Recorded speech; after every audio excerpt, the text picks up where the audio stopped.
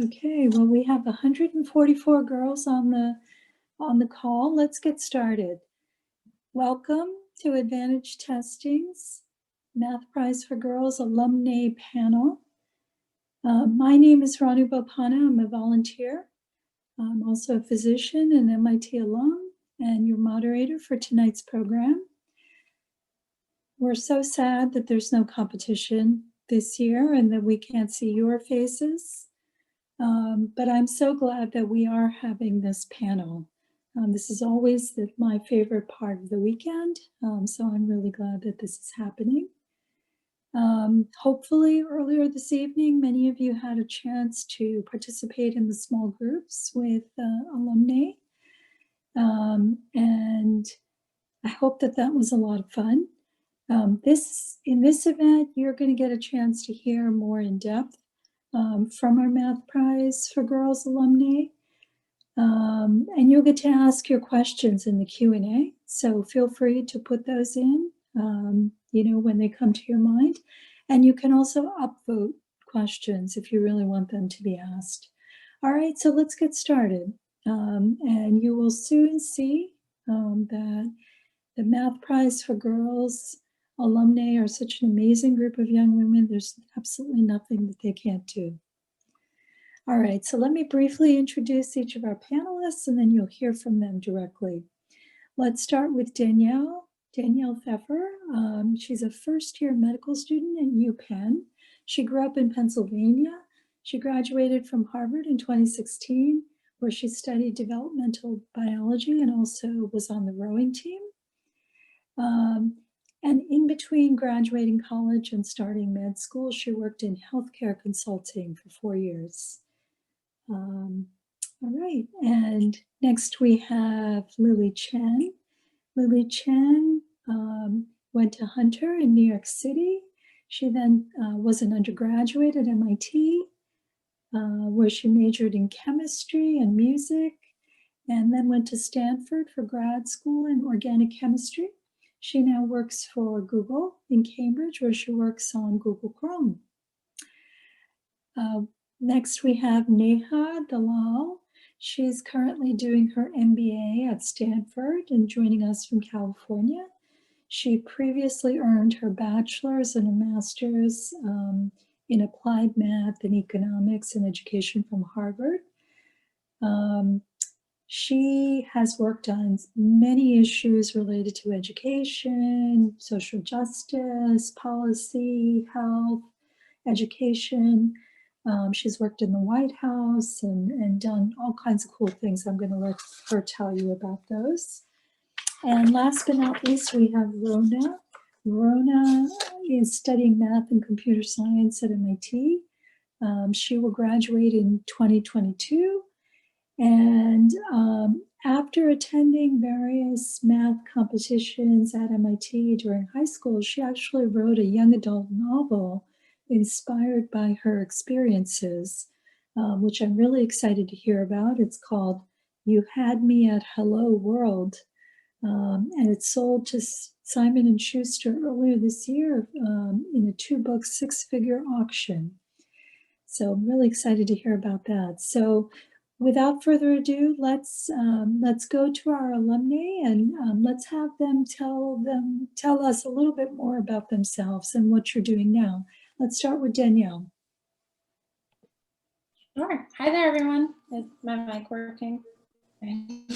Assuming I'm off mute. Wonderful. My name is Danielle. I guess for me, it's probably a little bit complicated to explain entirely what I've done, but I was part of the first Math Prize for Girls in 2009, which is such a long time ago. And since then, I mean, I went to Harvard expecting to become an engineer. It was kind of what I was interested in, and I thought it was practical, and it was a great way to apply a lot of the things I loved, and ended up kind of discovering so much more about what I could study, things that I hadn't really considered in high school. And that kind of put me on a track of developmental biology and healthcare and really trying to think through the ways in which I can use kind of the logic that I like about math and apply it to problems that I care a lot about. I I will pause there, and because I'm sure we'll cover more with questions. Lily, do you want to go next? Yes, can you hear me? Yes. All right, great. So I almost went to Math Prize for Girls several times in high school. I always had a conflict. I was on the Quiz Bowl team, and I always had a tournament that same weekend. But I finally went in 2011, and it was great. So I only really went once, but after that I went to MIT and I studied chemistry, which is not math, and did the same in grad school. I studied organic chemistry, but I ended up quitting my PhD, so I only have a master's degree in organic chemistry from Stanford, and now I'm doing something completely different. I'm a software engineer at Google, and I work on Chrome. So I try to make the web more private and secure. Cool. Neha? Hello, everyone. First of all, it is so wonderful to be speaking to such a talented group of high schoolers, and really grateful that you guys are all taking the time today to listen to us. But I went to Math Prize, I think in 2011, I want to say. It's been a while. And after that, I went to Harvard, where I did a bachelor's and a master's in applied math. And I learned how to take my passion for math and apply that to social problems through economics and through statistics and data science. And since then, that's what I've been trying to do, basically creating large scale solutions for social impact. I was an economist at the White House under the Obama administration. I worked in philanthropy at the Gates Foundation, done some impact investing, and a variety of other stuff, and I'm now a MBA student at Stanford's Graduate School of Business. Cool. And Rona, tell us what you're doing. Hi, everyone. Hopefully, my mic works and everything. Yeah, so I'm Rona, and I attended Math Prize for Girls once in 2015, and it was just a really cool experience. So I'm from Oregon, and getting to go to MIT and actually be at MIT and see a lot of other people doing math was really impactful to me. I ended up at MIT, and I definitely was a little bit confused when I first started out because I really loved math and I was interested in CS, but I also, as was mentioned earlier, I really loved writing and the humanities, and I think I switched my major 2 or 3 times.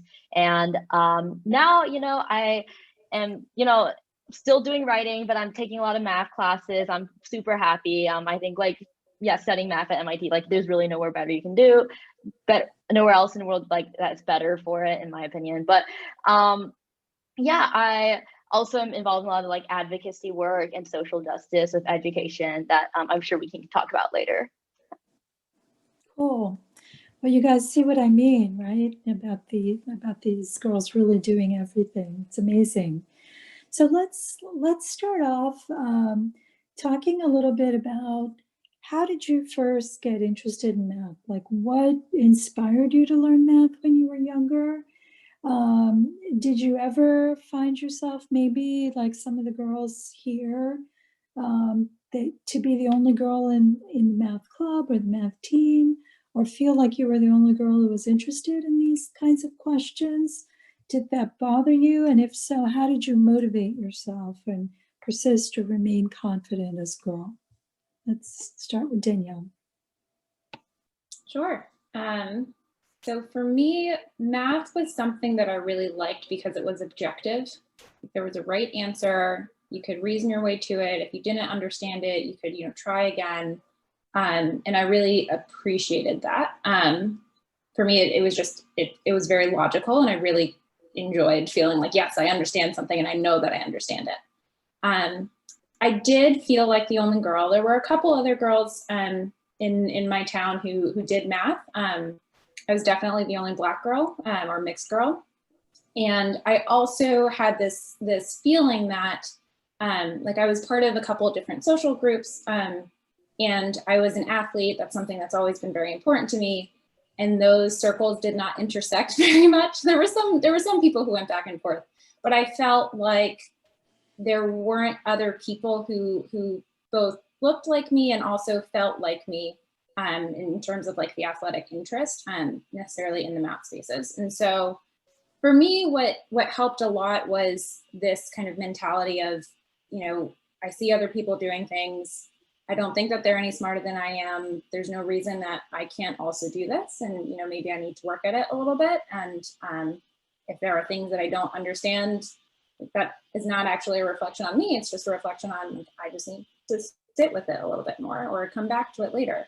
And so for me, kind of having a mentality of there's no reason I can't do this has been really helpful. And kind of acknowledging that when I can't do things, it's not an intrinsic problem with me, but just I need to work more at it or revisit it later. Cool. And was there anyone who inspired you to get started? Probably my mom and my grandfather, actually. So my grandfather was a mathematician, and my mom was kind of the one who inspired me to say, you know, there's no reason you can't do this. My mom's a physician. She immigrated from Haiti as a child, and she likes to say that the reason she became a doctor was because she had people tell her that she couldn't. And so her kind of the way she raised me was, well, you know, why would you think that you can't do this? There's no reason you can't do this, right? And if you need tools, if you need resources, we also were privileged, and I was able to get all the help that I needed. Awesome. How about you, Lily? Yeah, I think the person that inspired me to study math was definitely my dad. So my parents were both high school teachers growing up, and my dad taught math. So there was always like papers to grade at home, like students' homework. And so I would kind of just sit with him while he was grading papers at home and just like absorb via osmosis. And then at some point he started to realize like, I could actually teach you some like high school math. And so that was pretty cool. Like my dad was basically teaching me the stuff that he was, you know, teaching at his job. And I like, yeah, that's kind of how it started.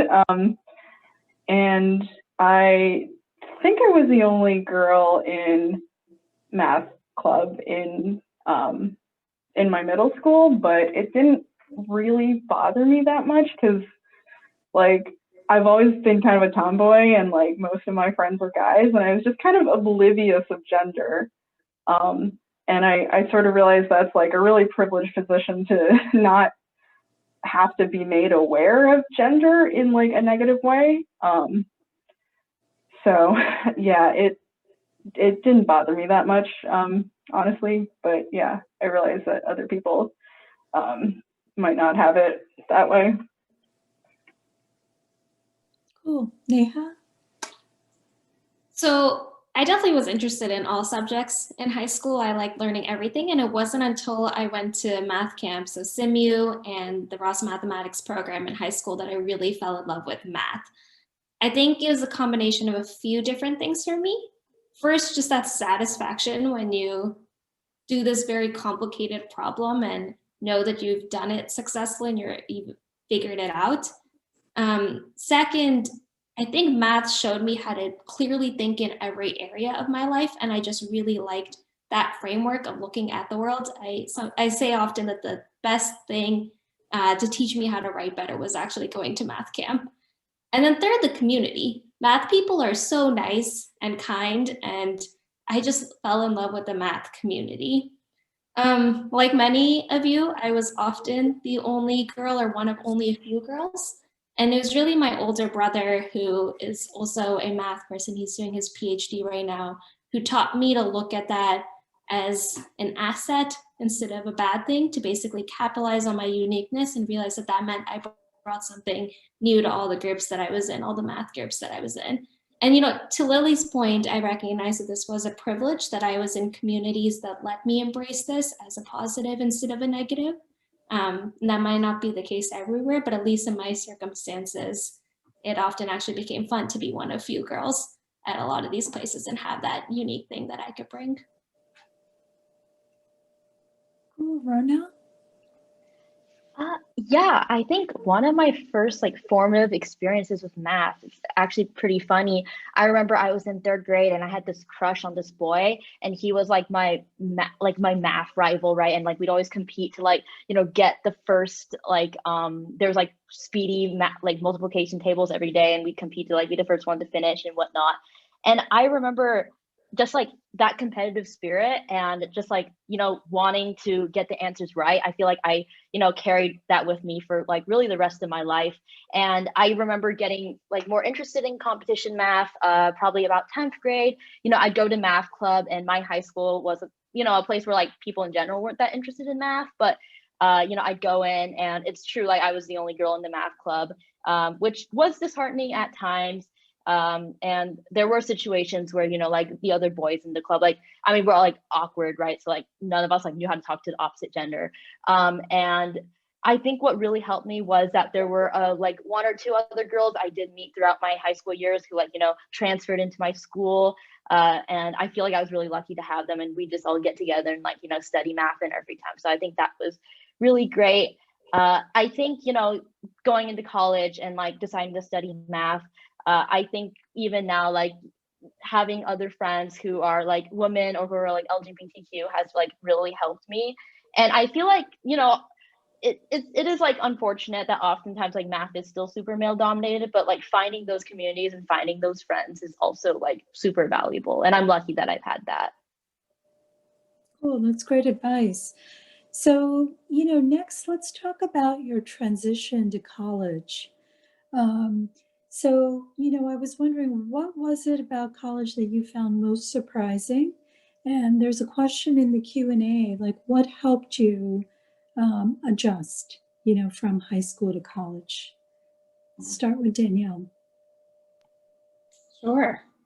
What helped me adjust from high school to college? I think so for me, I grew up in a fairly small town, and I was the oldest kid in my family. So I was also like, I wasn't the first in my family to go to college, but I was the first of my siblings. And there was this feeling I had of being really excited because it was like a new adventure for me. Like, look at me, I'm off to college, right? But I was also really nervous. Like, am I going to make friends? What are my roommates going to be like? I was randomly paired with 4 other girls that I, didn't know. They were from completely different parts of the world. And so I was a little bit nervous about that. And the way I approached it, which is not necessarily what I would do now, but the way I approached it was let me read everything and let me know everything. So I knew like all of the different departments that I could go to for help. I knew like exactly what my advisor was going to ask me. I had looked through like the course catalog and like plotted out, here's what I'm going to do for the next 4 years. So, like I went maybe a little bit overboard to try and get a little sense of control over this new period of my life. What I found though is that people were very kind. People were very willing to take time to just talk and help me, figure out what it was that I wanted to do. And I think probably the most surprising thing for me was that some of my best friends were people that I did not expect that I was going to have friendship with. They were very different from me on paper, and I thought, this isn't like, yes, I'm going to be a polite person, but this probably isn't going to be my best friend ever. And it's actually one of those people who's still my best friend from college today. And so I guess my advice about transition to college would be prepare as much as you think you need to. You do not have to go crazy the way I did. You also don't have to prepare at all, right? Like that's what your advisor is for. So do what will make you feel the most comfortable, and keep an open mind when you get to campus. Well, Lily, what surprised you and what helped you make that transition? Yeah, for me, the biggest thing was how unstructured your time is. Like how much freedom you have to just do whatever you want with your time in a good way and a bad way. Because coming from high school where like your day is scheduled down to the minute, like, by a bell schedule or whatever, it was kind of a shock to, all of a sudden learn that, I didn't even have to go to classes if I didn't want to, right? So how did I deal with it? I wouldn't necessarily recommend this, but I signed up for every single club and extracurricular that like even remotely sounded interesting. And then I got super overwhelmed and just sort of like dropped a lot of them in my like spring semester of freshman year and so on. But yeah, I would say don't go crazy, but like you should definitely explore. Find things that you like. You know, there's so much out there to fill your time, just so you know you're not just sitting around and you know not enjoying like the unique things that college has to offer. But yeah, don't go crazy. Definitely, if you've heard of Marie Kondo, this is what I always think of. Like, you need to drop everything that doesn't spark joy in your life. So that's what I would recommend. Cool. Neha? So similar to Lily, I was also so surprised by just how many things there were to do in college and how many super exciting things. I think for me, it was a classic case of going from being able to be, you know, a big fish in a small school at high school where I was able to do everything and do it well, to suddenly being in this massive college environment where there was no way I could do everything that I wanted to do. I was phenomenally bad at that at first. I signed up for, you know, 20, 30 different clubs my freshman year. It was terrible prioritizing. But it was something that was definitely a learning journey for me over college. I think the piece that helped the most, not just with that, but with all the other, you know, random ups and downs in college, was the people. And I know you probably said this, or you probably heard this, but the people are the best part of the college experience. Very rarely do you get to live with and spend that much time with that many people your age. I think I learned how to be a much better friend in college, learn how to be vulnerable with my friends in college, and like form some really, really deep connections that were the best part and helped with everything so much. Cool. Rona? Yeah, absolutely. I think for me, you know, going into college, I was, you know, from Portland, Oregon. I was from like this public school where people weren't really that interested in STEM, and coming to MIT and seeing like all these people who like, you know, seem to be so much further ahead or seem to like, you know, have taken like so many more classes than me already or whatnot was like really intimidating. And I felt like it was really easy to like compare myself to like everyone else. Because if you're going to compare yourself to like any other person, like probably like they're doing some aspect better than you and like you just zone in on that. Like, I just feel like it was definitely super stressful. And one thing that like was really helpful for me to know was just like, you know, appreciating myself and my interests for what they are and like not comparing myself to others. And I feel like that was super important. And, you know, like just being able to like keep an open mind and like appreciating that like there's something I can learn from anyone else is really important. Yeah, that's great advice. So, you know, my next question is, you know, given all the choices, how did you choose your area of study, you know, in college? And then we also have a question from the audience, like, did you ever feel like you were lost or confused in what direction you wanted to go and what you wanted to do with your life? How did you deal with that? Danielle? I'm still figuring out what I want to do when I grow up. So I don't know that it ever truly, like, I don't know that it ever, for me at least, will really crystallize into like, this is what I'm going to do. But I will talk about what I have done and how I made those choices. So like I said, I went into college thinking I was going to be a biomedical engineer. I really liked healthcare, really liked kind of math and sciencey stuff, and it seemed like a perfect fit. When I got to college, I realized that there were other things that I really enjoyed as well. And so the way that I did that is I kind of used college to test a lot of things out. So I joined a club on campus that was all about finance because I was interested in like, do I want to be a banker potentially? I took computer science classes and actually had an internship where I did CS for a summer. I had an internship where I did finance for a summer. I had a summer where I spent time doing cancer research. And so for me, it was like I had an idea of a couple of different things that I liked. And then I also discovered things that I liked as I went through college. And by the same path, I also discovered things that I didn't like. I discovered I really liked applying computer science to things, but I didn't necessarily want to be the one doing the coding. And that was really valuable, right? It was like, okay, great, I can cross this one off. I've done it. I feel good about my decision. I'm gonna, like, that's helping me to hone in on my path. So I ended up studying developmental biology. I was just fascinated by it. And I think when something is truly that interesting to you, that means something. And so that's why I studied it. And then after graduating, I went and worked in healthcare because, again, it was something that I thought was interesting, and I thought I could maybe make a career. Fast forward 4 years, I decided, no, I actually want to go be a clinician. Through a lot of the work that I had done in kind of the business side of healthcare, I realized that the projects I enjoyed the most were the ones where I got to think about how do you actually improve patient care. And so that's what led me to apply to med school. I said, if I really care about patients, if I really want to kind of make change in the broader healthcare industry, wouldn't it be great to have a clinical background as well as a business background? And so that's my plan. I don't know what I'm going to do when I graduate med school, if I'm going to be a full-time practicing physician or if I'm going to have some type of administrative role as well. I don't know, but I don't know. That was a little bit of a lengthy answer, but for me, the answer was try a bunch of things and, make a hypothesis. I'm going to like this. And then if you don't, great, you can move on to the next thing.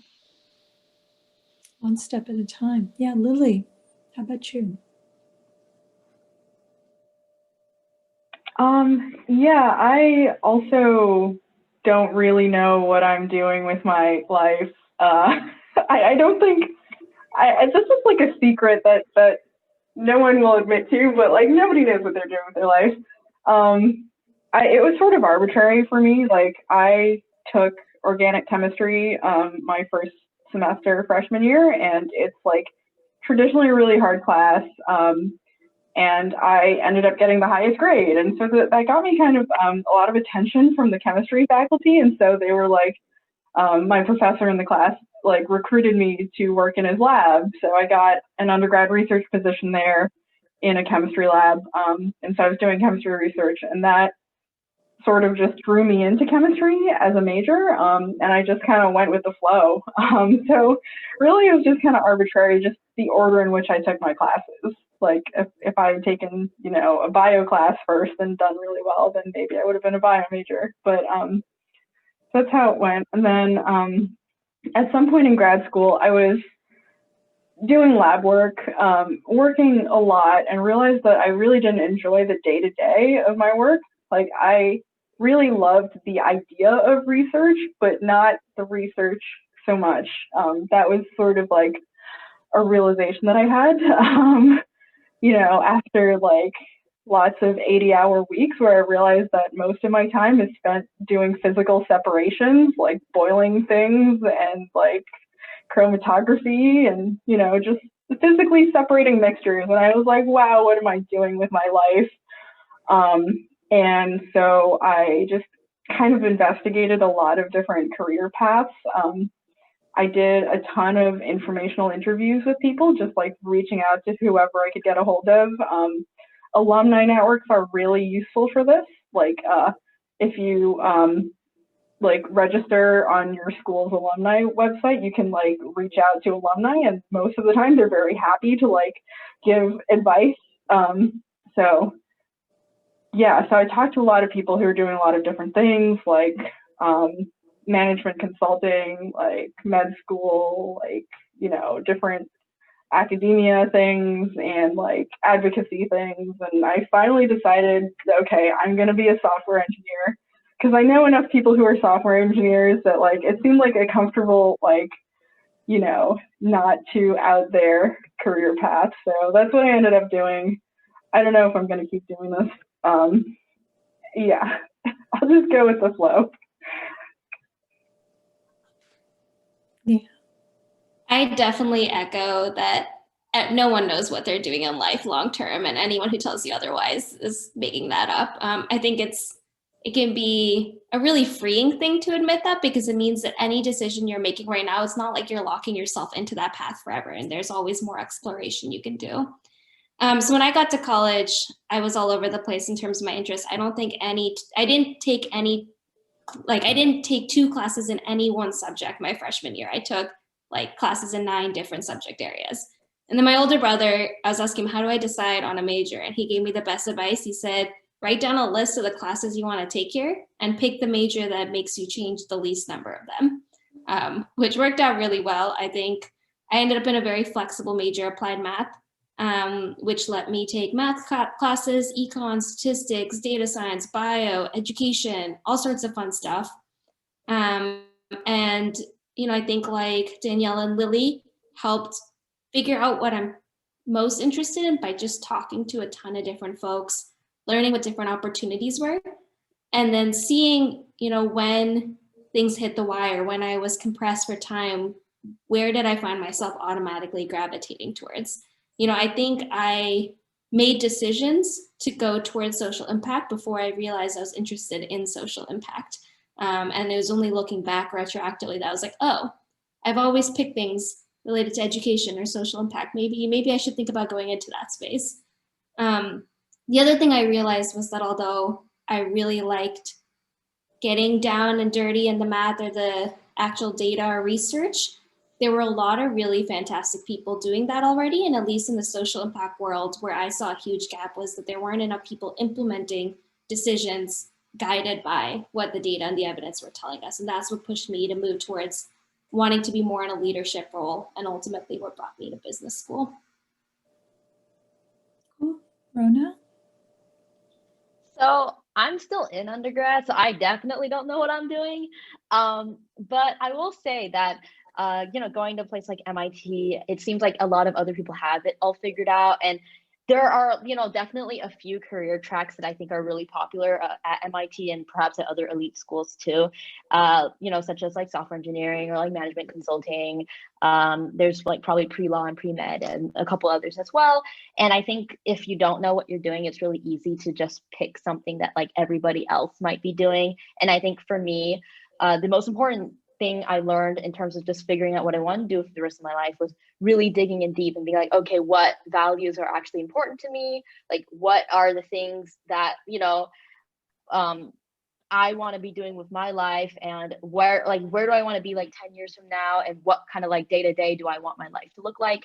So I think those are really important to me. In terms of like the major, if one thing I learned was like, it's really not that important. I switched like 3 or 4 times. Like I was a humanities major for about a year or so, and I switched to math, and like they're like completely different. Like I had to take like all new classes, but like really in the end, I like don't regret, like I don't see it as like a detour or anything. I think it was like really important to my learning and to my growth. So in terms of classes, I'd say just like take the classes you're interested in, and eventually like, as Neha said, you'll like eventually find your way to a major. And again, like, in terms of career, I feel like your values always change and what you're looking to do will always change. So yeah, just don't take it too seriously. Cool. And Rona, you tell us about your book. You haven't spoken about that much. How did that come about?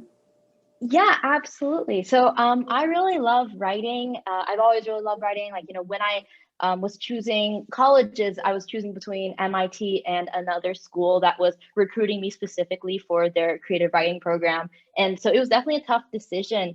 But I thought that MIT had like, this like tremendous like creative writing like faculty. I've taken a class with Juno Diaz, and he's amazing. He's a Pulitzer Prize winner. And it's something I've always done. And I think I definitely struggled between like, okay, like I'm at MIT and like not a lot of other kids here like do like writing, or like if they are writers, they aren't like interested in it professionally the way I was. And I wasn't totally sure what to make of that or what to do with that. But the cool thing about writing is something very like solitary that you can just do by yourself in your free time if you want to. So I ended up I started writing my novel April 2019, I think. I wrote it because I was actually feeling a lot of imposter syndrome at MIT, and I was like, I don't know, like, what I'm gonna do. I feel like, everyone else is like much more amazing than I am, and I felt like kind of bad. So I like wrote this like coming of age novel that was all about like, a girl who like she attends a hackathon at MIT, and that was totally like based off my experiences going to like Math Prize for Girls and other math contests like that at MIT, and just like feeling a lot of imposter syndrome when she like gets there and she's like, oh my God, like everyone else here is like so much more experienced than me, which is how I felt at the time. And so I spent about a year just like writing the novel while taking classes and doing other stuff at MIT. And yeah, it sold this past April to Simon & Schuster, and that was super exciting. And it comes out in 2022. Yeah. That's great. Congrats. Can't wait to read it. Oh, And yeah, you guys, I mean, we can see how many talents you have. And, I think these days there isn't really a linear path. Like, probably not that many people stay in one career for their entire life, right? Everything is changing so quickly. So let's move on now. There's a question here about, like, do you feel like you did more exploring in high school or more exploring in college? And then going into that, what advice would you give your younger self about navigating college? What resources do you think were most helpful for you in exploring your interests? And looking back, if you already have left college, what are you most proud of being part of, or do you look back on most fondly? Those are a lot of questions. I'll do my best. Please remind me or redirect me if I'm going off track. For me, I think I did far more of my exploring in college than I did in high school. My high school was very much about getting to college. So it was like AP classes and swimming practice for me, and like kind of, building my Common App. And so when I got to college, my exploring was partially because I went to, a liberal arts college. We had a gen ed, general education curriculum. And so I took some really random classes through that. I ended up taking an anthropology class. I thought I was going to take it just as an elective. It seemed interesting, and I ended up minoring in it because I thought it was so fascinating. So some exploration happened through classes, some happened through extracurriculars, some happened through internships, but it was definitely not a lot of it was necessarily even like planned. It was just, there's a random lecture happening on Wednesday evening, and some of my friends are going, so I'm going to tag along. I think that's part of the beauty of college, and probably why a lot of that exploration happened in college rather than in high school. I think advice that I would give myself, probably to do more of that actually, and not to focus on classes, because classes are important, but to not take it so seriously, and to really spend time investing in other people and finding people who will coach you and guide you. I did much more of that in my junior and senior years than I did in my freshman and sophomore years, and I think some of the relationships that I formed later on are still much more meaningful to me than they were freshman and sophomore years. I don't know if I answered all of the questions, but yeah, that's great. That's great. Lily? Yeah, definitely. I'll definitely echo that classes are not the end all be all. Like most of the things that I, remember the most fondly about college had nothing to do with classes. And I think I definitely explored more in college just because there was so much more freedom, like in terms of how to structure your schedule, like different options for extracurriculars. Like there's just so much more, especially if you go to a large school. Yeah, one thing that I did that was really great in college was I sang in the MIT concert choir, which is the largest student chorus. And this was actually a really great activity for me because it got me out of like the classes headspace twice a week just to do rehearsal. And it's sort of like a mindful activity too, because you need to focus on your breath and your body and like kind of get out of your head and into your body. And so it was just like a really grounding activity. And I got a music minor out of it, which was great. I got course credit. So that was one of the highlights for me. And yeah, what was advice for navigating college? I would say everyone says to go to office hours. Definitely go to office hours. That's definitely a do as I say, not as I do. but also consider doing peer tutoring. This is like a resource that not a lot of people know about. Both sides of it, like if you're struggling in a class, you can get a peer tutor to help go over the material with you in more depth. And if you're doing really well in a class and you want to like solidify your understanding even more, you can be a peer tutor and they'll even pay you. So I think everyone should definitely consider doing peer tutoring in some form. Great advice. Neha?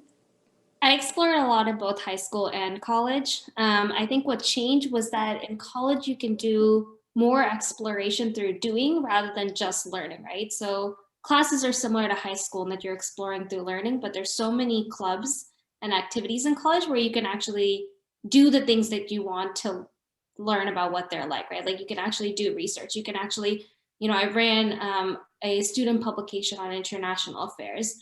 I did a lot of teaching stuff. I did some like real coding projects. You can learn by exploration by doing in a much more significant way, which was super, super helpful. If I were to go back and give 2 pieces of advice to my high school and early college self, the first would be, and maybe this is advice that your parents wouldn't want me to give you, but it's, if you're not failing, you're not taking enough risks and you're not pushing yourself enough and you're taking a path that's easy for you. I think one thing I learned to do was take risks and do things because I wanted to do them and not because, society was telling me that this is what you have to do to get a good grade or to succeed in a traditional sense. And I think part of that was a learning journey to be comfortable with failure. I still am very hard on myself when I feel I didn't do something to the best of my ability.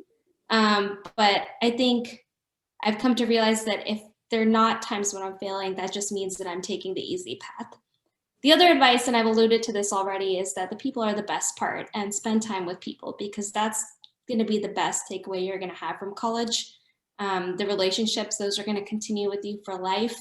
When I look back at some of the times that I learned the most, it wasn't in classes. It was on, trips with my friends. It was on late night walks around campus where we were just talking about random things and learning about people, about other people's interests, and just connecting on that very basic level.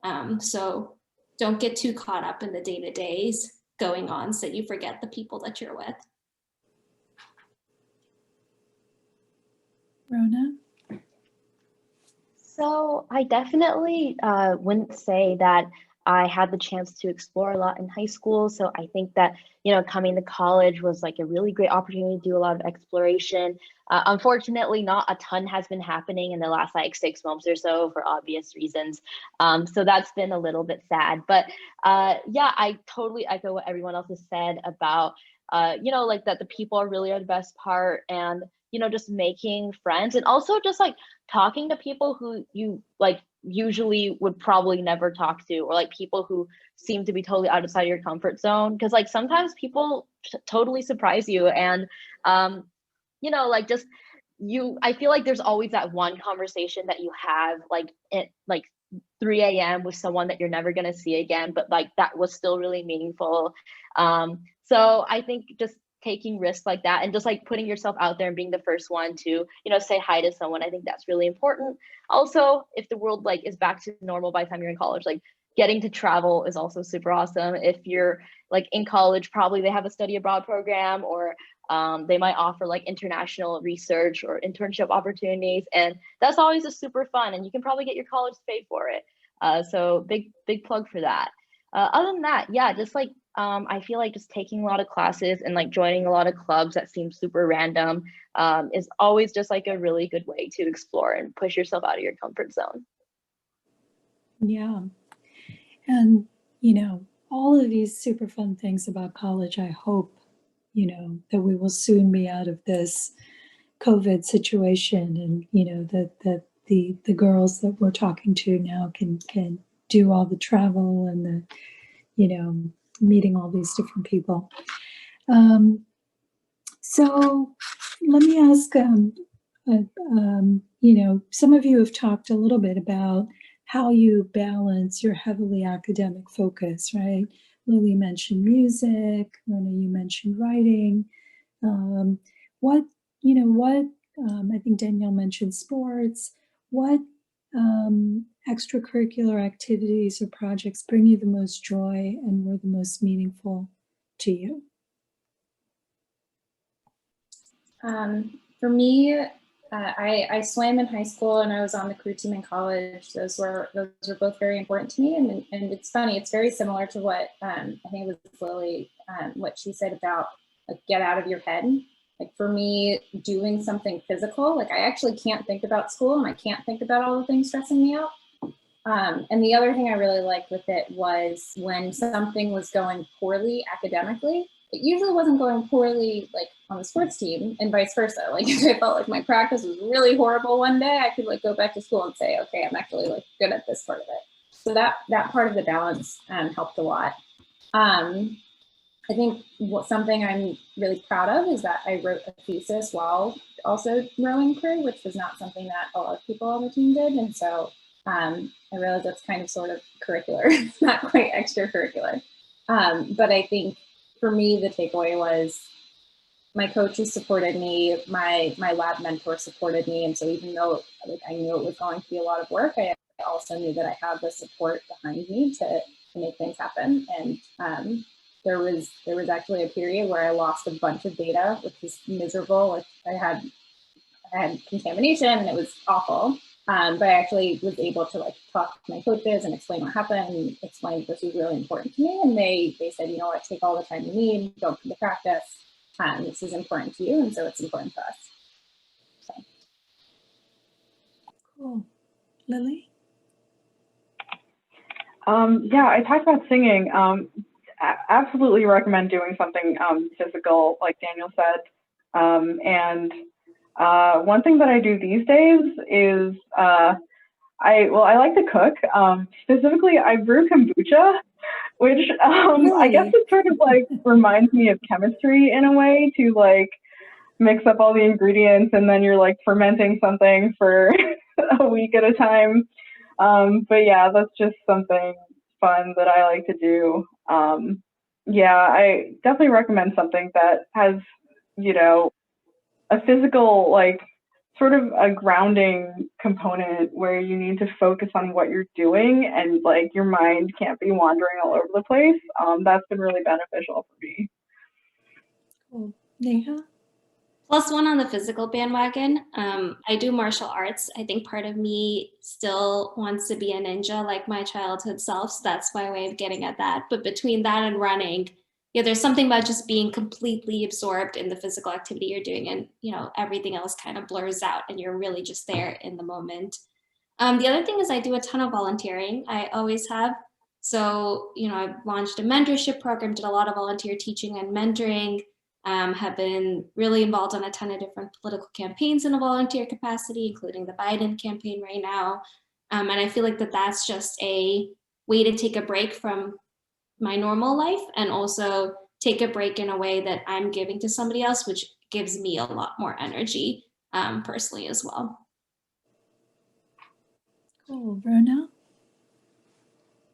So I would say that, outside of doing like the math and CS like classwork and whatnot, I really am a creative person, and like it brings me a lot of creative joy to just, even like if I'm not writing, like doing something like drawing, like I'm like not a good artist or anything, but just like I just like doodling, or like, listening to music or something like that, I feel like has just been really important. And I think just getting to take a break away from like, the academic pressure and getting to like use a different side of my brain and to really explore like, what brings me joy and like what kind of like gives me like, that I guess feeling of creating something new is really important. So, if you're someone who's like more creative, or as others have said, like, if you're someone who likes cooking or like music or something, I feel like just getting out of that headspace and moving towards a more creative or like generative direction is just really nice. Cool. So, sometimes, when you're doing a lot of things, you're trying your best to sort of, balance it all out. But, despite that, you can get really stressed. How do you know when you're stressed, and what do you do when you're in that situation to handle it? Danielle? So I usually don't notice when I'm getting stressed. I notice when I am stressed because I'm a grouch. I snap at people who I care about. I get very pessimistic. Like, I'm never going to be good at this. I'm like never going to be able to finish all this work. I don't know why I'm doing this to myself. Like, I get very negative. And when I notice that I'm getting negative, because I start feeling miserable, what helps me a lot is feeling like I can do something about it. And so like literally nothing externally changes. It's completely a mindset shift. The way that I do that is I'm a planner. And so for me, I try to take a step back and I say, okay, I'm stressed right now. I'm stressed because I have exams next week. So I'm stressed because I have these exams next week. I feel like I don't know anything. Let me actually see if that's true. Like, what are all of the things that I do know? Write them down. What are all the things that I don't know? Write those down. Okay, great. How much time do I think I need to actually like learn the things that I don't know? And I like make myself a schedule. And even when literally nothing has changed, I haven't started studying differently. But like I now have a plan. And for me, that makes me feel like I have like an actionable way to get out of my stress. That's obviously for something that I can handle myself. There have been other times in my life that are more stressful, with when like family member is ill. For those, there's not a whole lot that you can do. For me, what's worked in those situations is saying, you know what, I have to acknowledge that I can't do anything about this, and that means that it's not worth stressing about because I can't change anything. And so I might as well do something that like this person who is sick will be proud of me for doing. And so that's the way that I convert that into action. Great advice. Lily? Yeah, for me, kind of the point where I know that I'm unhealthily stressed, like where I draw the line is when it stops being about like my situation and my actions and behaviors, and it starts being about me as a person. Like, I think it's totally normal to say like, yeah, things really suck right now, and things would be better if I could do X, Y, and Z. But if it gets to the point where I'm like, I am a failure as a human being because I can't X, Y, and Z, that's kind of where that's when I know I'm stressed. I need to like really hit the brakes and like think about how my work is affecting my well-being. And in terms of how I deal with it, it's really a work in progress for me, I think, for a lot of people. But I try to make a list of 3 things that I'll do each day. Just 3 things, and they have to be like concrete things, where I can like easily evaluate at the end of the day whether I've done them. And so that just helps me feel motivated, and like, you know, checking off those things feels rewarding, and that just helps keep me going through tough times. Cool. Neha? I notice that I'm stressed when 2 things happen. First, I just get this like feeling in my stomach, and I just realize that physically I'm really, really tense. Second, I realize that I let my self-care slide, in the sense that I get so caught up in what I'm doing day to day and so busy with what I'm doing that I don't find time to exercise. I forget to eat. Like, I just get very distracted from these very basic self-care kind of things. As to how I deal with it, I'm a very optimistic, action-oriented person. So I think my first step is always, I think, okay, I acknowledge that I'm stressed. And then I think to myself, okay, is this something that I can fix? If so, how? What are the things that I can take out from my life? What are the things that I can do to make myself less stressed? And a big piece of that, beyond juggling your schedule or whatever have you, or realizing that you have to say no sometimes, is leaning on the people in my life, because sometimes what makes me unstressed is just being able to vent about what's going on in my life. So, I have a call with my college roommates every 2 weeks. We just have a video call. And we often lean on each other and just vent about what's stressing us in our lives during those calls, and just having that person to, hear you and validate what you're saying. I also have other friends I do a similar sort of thing with, my family. So just being able to lean on the people in your life to talk about what's making you stressed. Cool, Rona? I feel like when I get stressed, it's like this very physical kind of reaction. Like, my heart starts like racing and I can feel like, I'm like really anxious. So I think when that happens, I just try to take myself out of the situation. I'm like, okay, I'm just going to go take a nap now. Or like, I'm just going to go for a walk, and like, whatever it is, like I can deal with it afterwards. And I feel like that usually does like work out. Like, it doesn't work out in all situations. And sometimes things are like time intensive, and sometimes, I do have to just grit my teeth and like get through it. But I feel like that oftentimes that has really helped, and whatever time I lose in doing that is worth it, because I got to like, kind of climb down from that ledge and just like bring myself down to like a more calm position. Great. Well, we have a million more questions for you guys, but unfortunately we're running out of time. So I'm going to just end with one last question, from one of our participants. Have you ever felt pressured by your parents or by other people to care about something, to do things that you don't like? And if so, how do you respond? How do you deal with that? Danielle? This is a tough question. I would say I think it varies a little bit based on who the person is, and it also varies over time. So when I was in high school, I was fairly self-motivated, but I think my parents also kind of wanted me to do things that I didn't necessarily want to do. And in high school, there was kind of this moment where my parents and I we like had a talk and said, like, you know what, like I'm still under 18 and it's their house and their rules, but at the same time, I was growing up and they recognized that too. And so it became much more of a like, here's why we think that this would be good for you.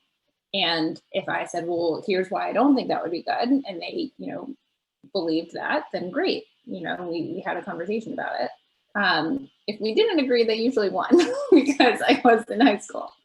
I think as I grew up, and as I kind of was in college and now where I am in my life, I have kind of reached this point where I take advice from people, but I don't necessarily always do what they want me to do.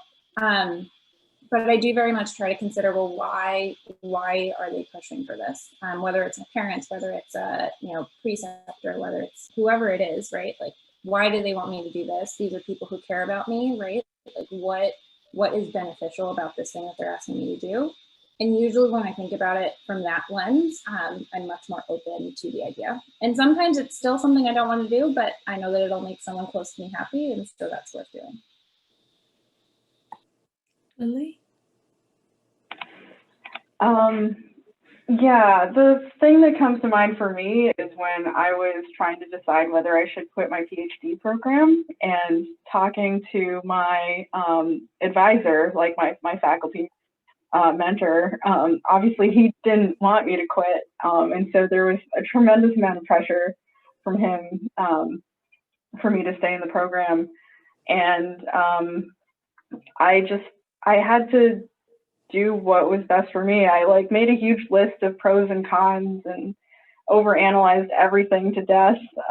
And it was a tough series of conversations, but I had to tell him, like, no, this is what I'm doing. This is for me, not you.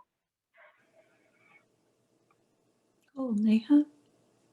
Everybody's going to get pressured in their life, whether it's parental pressure, career pressure, peer pressure.